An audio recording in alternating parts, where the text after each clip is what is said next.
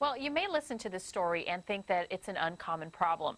So why are we talking about it? Well, because, believe it or not, microwave-related eye injuries are on the rise. And this morning, Dr. Charles Flowers with Flowers and Suter Vision is here to talk to us about this. And I have to say, when I first heard this, I thought, this can't be right. And you're saying that microwave-related injuries to the eye... Results, I may take a little bit extra work for 1 year. What you have in 1 year, you're going to have... Mental. Exactly. The problem with microwave-related eye injuries is the fact that in the last year we've had, I've seen like 3 major reports that come out. Now again, it's not that common, but what happens is when they do occur, they're devastating. And again, when you see maybe just 3 or 4 reports in the literature, that's probably represents about 3 or 4 times more injuries that are occurring that are not being reported.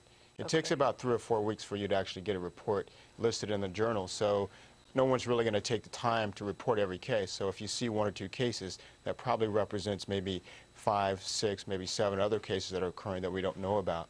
And is the damage that you've read about permanent damage? In most cases, yes. In most cases, these patients are left with visually disabling injuries. Some of them can recover most of their vision. In most cases, they don't recover their vision back to where it was before. Okay, so there are 3 things that you brought up that I think are very important, because this is something that most of us would put in the microwave. Microwave popcorn, eggs, and liquids in general. Let's start with microwave popcorn. Typically with microwave popcorn, again, you have that bag that's full of hot steam.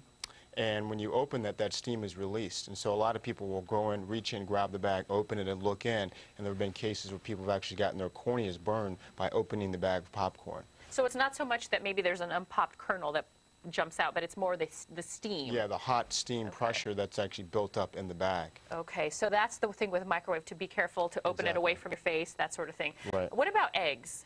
Now with eggs, the problem with that is that in any type of media where there's an intact shell or membrane, microwave heating leads to a positive pressure being built up.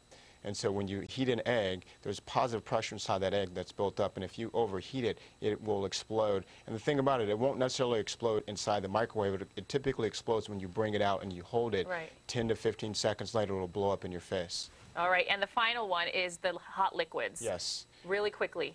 With the hot liquids, what happens is the way that microwaves heat liquids, it doesn't necessarily boil all the time, and so there's heat. When it boils, you release actually the heat that's built up. So when you reach in and grab sort of hot coffee or tea and it hasn't boiled, when you actually dip the tea bag or stir it, you could then release that energy and it'll blow up in your face. Oh, and again, my gosh. these occur not inside the microwave, but once you pull it out. Pull them out, yeah. Exactly. So people need to be careful of those 3 things, especially. Dr. Charles Flowers, thank you for coming in this morning. You're welcome. All right.